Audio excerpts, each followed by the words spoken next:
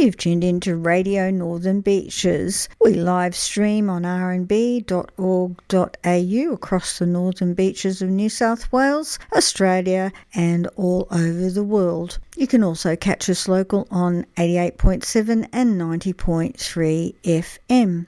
Our podcasts are available at your convenience at rnb.org.au or rnbpodcast.com.au. Don't forget to check out our social media, Facebook and Instagram, which you can access from our website, rnb.org.au.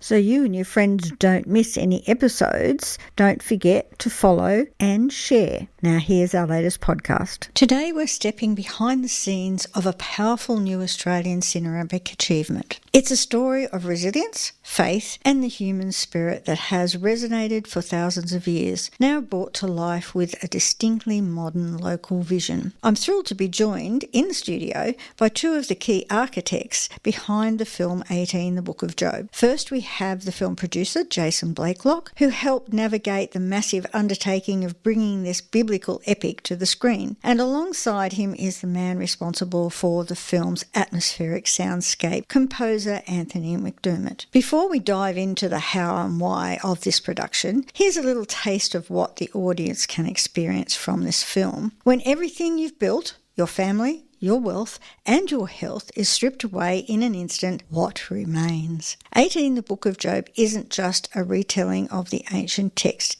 It's a visceral, cinematic exploration of why behind suffering. Filmed with a raw Australian intensity, it asks the questions we're often too afraid to voice, set against a haunting musical score that captures the very breadth of the desert. Welcome, fellas. Welcome, thank you. Thank you for having us. Yes. Now, I'm quite excited because I didn't know much about this film. I'm a Christian myself, but you don't need to be a Christian to watch this film and find out about the message in it. So first up, what I'd like to do is ask you about how the film came about, how you decided to make it, who you made it with, who got involved, and we'll go from there. Scissors, paper, rock to see who goes first. I think Jason needs to talk on this one because he is the ultimate producer and that's definitely his bag. So over to you on that one, Jason. And I thank you very much for giving me that compliment, Anthony, but you will say better things than me, so... We can't make this a mutual appreciation society. Okay. Well, you already have, guys. Right, but hey, okay. what say we just interact with each other and we get to the to the plot. But okay. So who came up with the idea? Okay, so I had one of the most unusual moments of my life. I was actually sitting in my bedroom, staring at the blank white wall after having read the Book of Job, and noticed that it read like a film script, which it does. You've got each character at the heading, and then you've got in one point very clearly stating Eliphaz now shouting. I thought that just sounds like it's been written as a film script. And I was staring at the wall daydreaming thinking, wouldn't this make an amazing movie? And I kid you not, I felt the heavens opened, or it wasn't that dramatic, but I definitely felt an impression of the sense of you must do this. And Wow. It was such a strong impression, it compelled me to literally go out and do it. I literally felt like I'd been given a mission. And so I gather that after reading this particular text, that it had a specific message that also gave you that idea, not only that it was written like a movie, but that the actual feel and the meaning of the text had something to do with it as well. So now you've only given us 20 minutes for this interview, Christine, so I'll reserve that answer to maybe a longer interview, perhaps. Okay, fair enough. There's a backstory to Jason's start in this. He's always had a fascination, and prior to this adventure, he had made a Bible movie app where he had religiously, dare we say it, documented every book of the Bible as a watchable movie with the primitive resources he used at the time. So he has form in this space, but he hadn't to this point created a live reconstruction rather than using stock film and stock audio and stock voiceover. And so you can still see that app, and a lot of it's gone viral beyond your imagination. And I think that was a bit of the momentum for him. He loves film and he loves making, particularly in conjunction with his faith, he loves making making art, and that's to me the most inspiring thing is his partner in crime. So you had something to work off when you started into. You had some idea of how it all worked and the concepts and so forth. So where did you go from there? So I'm just going to go back for a moment, if you'll indulge me. Not a problem. I was in my 20s, living literally on the street, bed surf, like couch surfing or sort of sleeping semi-rough, on drugs, alcoholic, and I hadn't eaten for 3 days, literally. And a dear old friend of my father's came down, this lovely woman, Subaru. She came down and met me at Bondi Beach as I was wandering around dressed in black with a shaved head and said, "Jason, you look pretty hungry. Can I get you a sandwich?" And I said, "Sure, I'd love a sandwich." I was mad. I was off my head. And she sat me down on the beach and she said, "Jason, how much of the Bible do you remember?" Now, I'd grown up as a Christian. I'd read the Bible cover to cover by the time I was 12. I'd probably read it 4 or 5 times. I could not remember one name from the Bible in my drug-addicted, backslidden state. And I was literally quite mad at that time. But that one moment brought such clarity. It, in an instant, brought me to my senses and began my journey out of that hell. But it also made me aware of how important the Bible is and what a life raft it is when you're in darkness. That's the foundation for this film. Wow, that's amazing. And then leap forward to a point in his life where he's got a formulated idea and he decides that he wants to buy an electric piano. He has no idea what electric piano to buy, but he looks on whatever the platform is. Probably can't even talk about the name of that platform on this show, but anyway. And I get this message from a local guy wanting to buy a piano that I had. And he Jason turned up. I didn't know him from a bar of soap about 4 or 5 years ago. I'd just lost both of my parents. I was suffering incredible anxiety with work and with all sorts of other things, deep in the dark of a, dare we say it, biblical depression. And this person walks in with like a breath of fresh air and walks out with my piano under his arm. I'm now very jealous he has that piano, by the way. And then he contacted me completely out of the blue. Completely. This is like it being struck by lightning, and invited me to participate in scoring his movie. I didn't realise how underdeveloped that movie was at the time, but I'm pleased that it wasn't that developed. And he gave me full, unconditional editorial control over the music, which was something that I just didn't believe I was ever going to get. And he took me from a state of lost in the wilderness, confused, anxious, to sitting at a piano with a Bible next to me. Can you imagine the mission accomplished, that sign that came up on his window when he had this man in despair, working through a Bible and playing the piano, and it's from that we've established a lifelong relationship in the space of all of about 4 or 5 years. It's astounding, to be honest with you. As they say, God works in mysterious ways, and it's never the way you expect. So, as I said, I don't know much about this movie, so you've got quite a lot of music in it, and the scores are... There are a multitude of things. The music is designed to keep the pulse of the plot moving forward. Jason might give you a backstory on the way it was originally filmed by a brilliant theatre director. The performances are really solid, and the whole movie stands on the acting performances. They are incredible. They're profound. So there was a lot to work with, but the object of any scoring process, I've subsequently learned, is not to get in the way of the good acting. It's just to give it momentum or bring it back to zero. Silence is a very useful tool to use when there's a really poignant moment on the screen. So it's really important. I love doing the trailer. That's the one where you get a big burst of excitement and you get 3 minutes to just go crazy. But at the same time, there are moments in there where we agonise.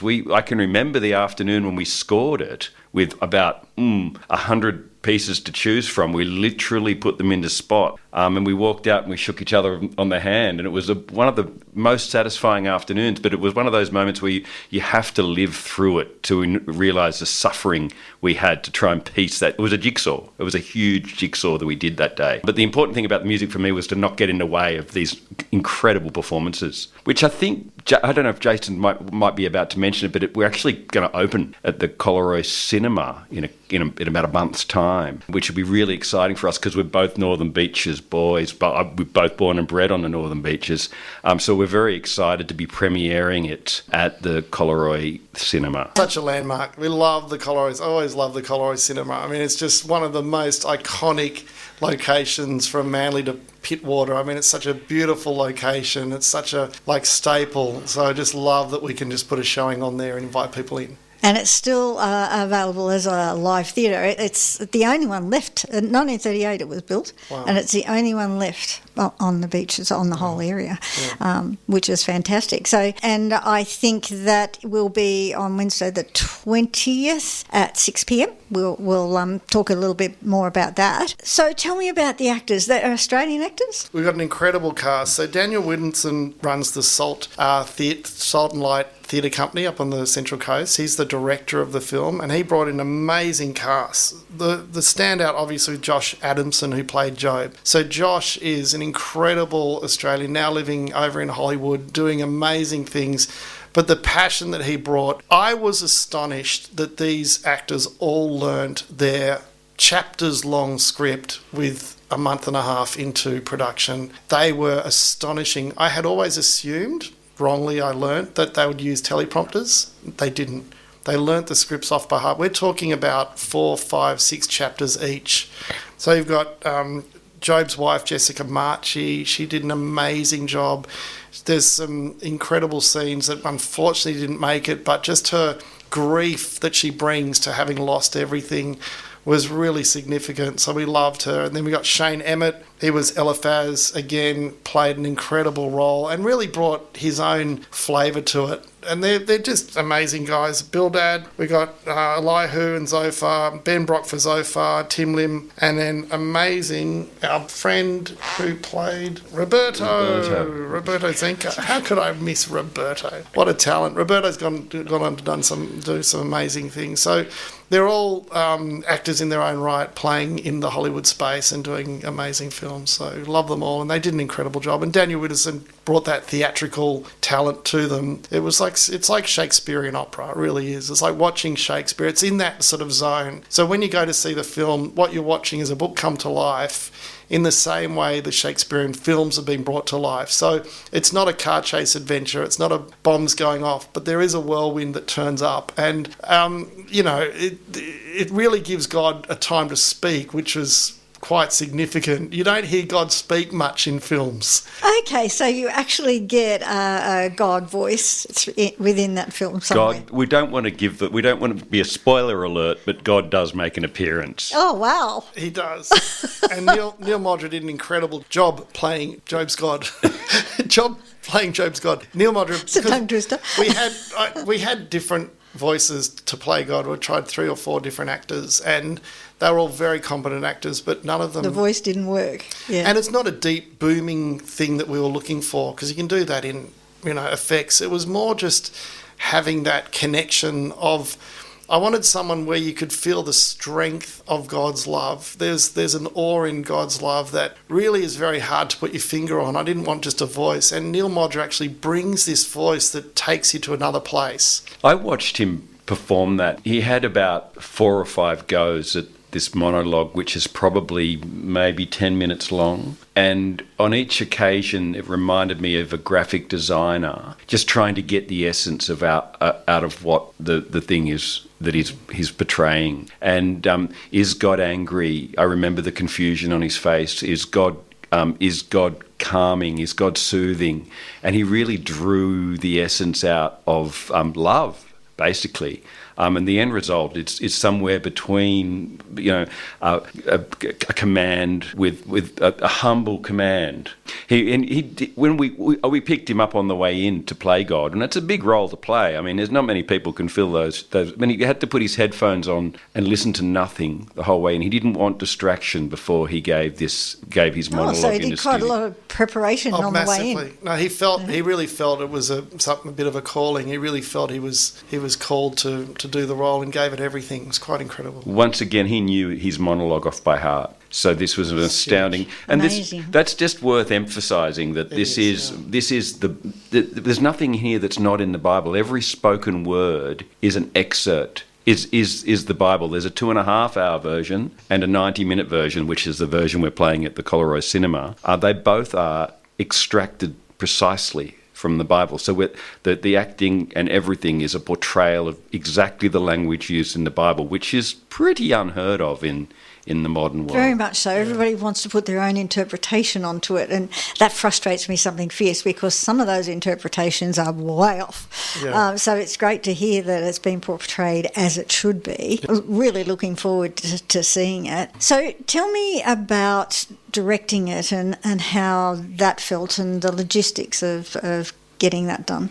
So Excelsior Productions is a production company that has come out of Excelsior University. That is their inaugural film production. So they're a Christian college in Sydney, the first Christian university actually right now. They're an amazing college. They gave their premises as a studio and all of their students as volunteers and interns and paid staff. And it was an incredible mix of students and professionals and alumni, and everyone got together and created this incredible wall-to-wall four-stage psych, which was basically a green screen. And then I think it was about 4 tons of sand were brought into this big hall, and then a big, bushy area was created, and the whole set was created as a green screen, and the film was shot in that location. So it was shot with wall-to-wall green screens, and quite an incredible undertaking. And that was I think it was a 7-day shoot, and we got it all done. Well, that was great of them to make themselves available and their premises and get all that done just for your film. Well, they funded the film, so well, had a vested interest they had to be sure good. Then it was easy to keep an eye on it. But I walked around the set and I was blown away. You had people with headsets and, screens and clipboards and people doing what they had to do. There was a minion of ants doing from makeup, because Job, particularly when things turn a little sour for poor old Job, the makeup artists went to town, and that was Jason will probably say, but if it took less than 2 hours to put that makeup on, I'd be surprised. And these are multitude of warts and oozing, pussing blood and that kind of thing. Well, the kids are going to love that. But there was such a well-oiled machine, and of course, Jason, I've never seen him in a suit since. He walked around like a lawyer. Okay, so it was kind of funny because on day one, I thought you could, look, let's be honest, I've never done this before. I'm a complete rookie, so I thought I could just rock up and say good day and then leave.